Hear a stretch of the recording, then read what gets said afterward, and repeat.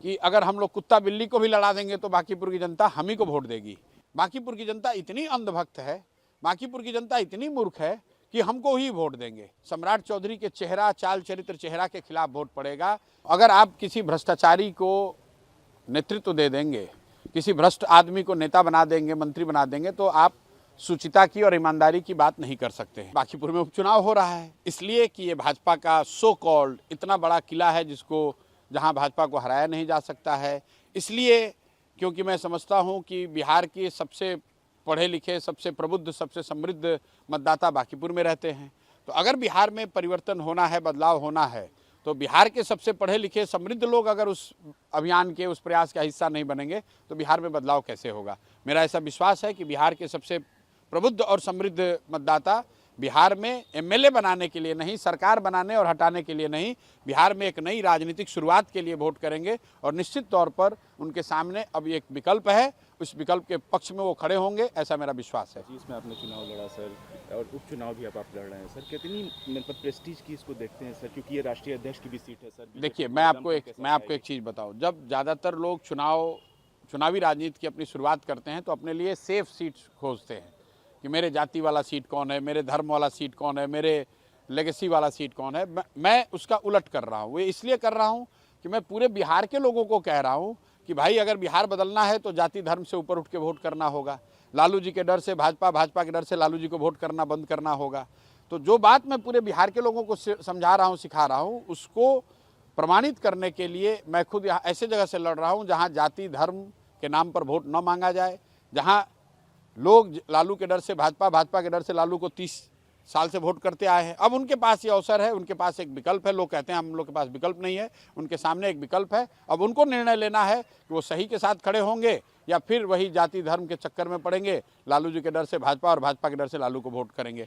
हालांकि इस बार वो डर है नहीं, क्योंकि सरकार जिसकी है वो तो बनी हुई है। तो जनता को अब एक निर्णय लेने का अवसर है और मेरा पूरा विश्वास है कि बांकीपुर की जनता सही निर्णय लेगी, न सिर्फ अपने लिए बल्कि बिहार के लिए, बिहार के लोगों के लिए, बिहार के भविष्य के लिए। क्योंकि बांकीपुर में भाजपा की हार बिहार में एक नई राजनीतिक शुरुआत का आगाज होगा। बांकीपुर में भाजपा की हार सम्राट चौधरी जैसे व्यक्ति के चाल चरित्र, चेहरा वाले व्यक्ति के नेतृत्व को चुनौती देगा। और कहीं ना कहीं भाजपा के नेतृत्व को ये स्वीकार करना होगा, उस पर काम करना होगा कि जिस व्यक्ति को उन्होंने राज्य की नेतृत्व जिनके हाथ में सौंपा है वो बिहार की जनता को, बांकीपुर की जनता को स्वीकार्य नहीं है। आपने ये बात कहा है कई बार भी कि पिछला चुनाव जो हुआ मुख्यमंत्री नीतीश कुमार के चेहरे पर हुआ। मैं थोड़ी ना कह रहा हूँ, तो हुआ ही, कोई ऐसा तो है नहीं। सरकार आने के बाद से पहला ये चुनाव है, उपचुनाव है, तो कितना डिफिकल्ट सोचते हैं कि उन लोगों के लिए भी ये डिफिकल्ट है। आप भी इसको भाई देखिए, डिफिकल्ट है कि नहीं ये तो उनको तय करना है, लेकिन आप उनका अहंकार इस बयान में देखिए, जहाँ भाजपा के नेताओं से पूछा गया कि भाई प्रशांत किशोर अगर लड़ रहे हैं तो आप इसको कितनी बड़ी चुनौती देखते हैं। उन्होंने कहा कि बांकीपुर मेरा इतना अभेद्य किला है कि अगर हम लोग कुत्ता बिल्ली को भी लड़ा देंगे तो बांकीपुर की जनता हम ही को वोट देगी। ये कॉन्फिडेंस से ज़्यादा उनका अहंकार को दिखाता है। अहंकार इस बात का कि हम किसी को खड़ा करेंगे। बांकीपुर की जनता इतनी अंधभक्त है, बांकीपुर की जनता इतनी मूर्ख है कि हमको ही वोट देंगे। आप जरा समझिए, बिहार के सबसे समझदार, प्रबुद्ध, समृद्ध मतदाता के बारे में जब भाजपा के लोग ऐसी सोच रखते हैं तो बिहार के सामान्य लोगों के बारे में उनकी सोच क्या होगी। तो ये इस अहंकार के खिलाफ वोट पड़ेगा। सम्राट चौधरी के चेहरा, चाल चरित्र, चेहरा के खिलाफ वोट पड़ेगा। बिहार में परिवर्तन की एक नया आगाज हो, बदलाव की एक नई शुरुआत हो, इस बात के लिए वोट पड़ेगा। अच्छा, आपके अनाउंस करने के बाद से कि आप बांकीपुर का चुनाव लड़िए, उसके बाद से कांग्रेस की तरफ से कुछ लोग समर्थन कर रहे हैं, आरजेडी की तरफ से कुछ लोग विरोध कर रहे हैं, आपको क्या लगता है कि एकजुट हो पाएंगे? देखिए, हम लोग अकेले लड़ रहे हैं और ऐसा मानकर लड़ रहे हैं कि 4 लाख जो बांकीपुर की जनता है, मतदाता हैं, वो हम लोग के साथ है, उसका मेजॉरिटी हम लोग के साथ है। वो चाहे कांग्रेस का समर्थक नेता हो, कांग्रेस के समर्थक वोटर हों, आरजेडी के हों, भाजपा के हों, उसका एक बड़ा वर्ग साथ में हम लोग के है। और जनसुराज का जो 3 साल का प्रयास रहा है, यही तो प्रयास है कि आप जाति धर्म से बंधे रहे हैं, आप दलों के साथ प्रतिबद्धता से बंधे रहे हैं, आप नेताओं के पीछे भागते रहे हैं। एक बार इन चीज़ों से ऊपर उठकर अगर कोई सही व्यक्ति खड़ा है तो उसको वोट दीजिए, उससे बिहार का सुधार होगा। तो उस चीज़ को चरितार्थ करने का, उसको ज़मीन पर उतारने का, प्रमाणित करने का एक अवसर है। बांकीपुर की जनता मुझे पूरा विश्वास है कि उस चीज़ को करेगी और 3 तारीख के परिणामों में वो आपको दिखेगा। रिजल्ट के बाद उम्मीद ये किया जा सकता है आपसे या देखा जा सकता है, क्योंकि पॉलिटिक्स में कुछ भी अज्यूम किया जाता है कि आप हो सकता है किसी के साथ जुड़ सकते हैं या कोई गठबंधन भाई सामने आ सकता है। पिछले 4 साल से ये बात हम लोगों ने स्पष्टता से कही है, ना चुनाव से पहले गठबंधन ना चुनाव के बाद गठबंधन। हम लोगों का बिहार में बदलाव हो इस सोच से गठबंधन है, बिहार में पलायन रुके इस बात से गठबंधन है। दलों के गठबंधन करके एमएलए बनना, एमपी बनना वो न कभी उद्देश्य था न कभी आगे होगा।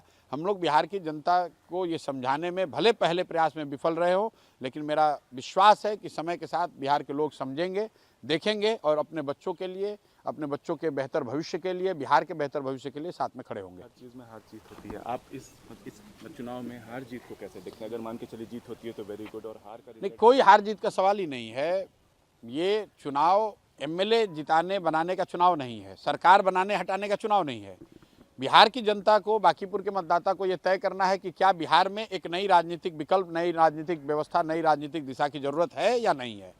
अगर वो नहीं ऐसा करते हैं तो ये मान लिया जाएगा कि भाई सम्राट चौधरी का जो नेतृत्व है, उनकी जो सरकार है वो जनता को स्वीकार्य है, हम लोग उस निर्णय को स्वीकार कर लेंगे।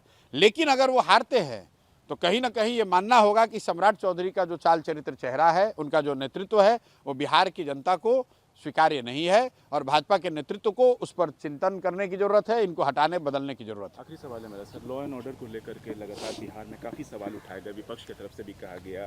भरत तिवारी एक केस सामने आया जिसको लेकर कंट्रोवर्सीज काफ़ी घेरी गई। अब बिहार सरकार के मंत्री हो या केंद्रीय मंत्री हो, वो लोग भी जा रहे हैं मिलने के लिए कहीं ना कहीं। देखिए, लॉ एंड ऑर्डर, मैं जो 3 साल से बात कह रहा हूँ, अगर आप किसी भ्रष्टाचारी को नेतृत्व दे देंगे, किसी भ्रष्ट आदमी को नेता बना देंगे, मंत्री बना देंगे, तो आप शुचिता की और ईमानदारी की बात नहीं कर सकते हैं।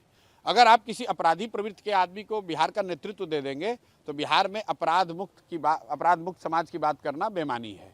जिस व्यक्ति को हम भाजपा ने यहाँ मुख्यमंत्री बनाया है, मैं बिल्कुल कई महीनों से ये कह रहा हूँ, चुनाव के पहले से कह रहा हूँ कि उनकी प्रवृत्ति अपराधियों की रही है, उन पर हत्या के वो अभियुक्त रहे हैं, वो जेल काट कर आए हैं और कोर्ट से कहीं उनको बरी नहीं किया गया है, नाबालिग होने का एक गलत सर्टिफिकेट लगाकर बाहर निकले हैं।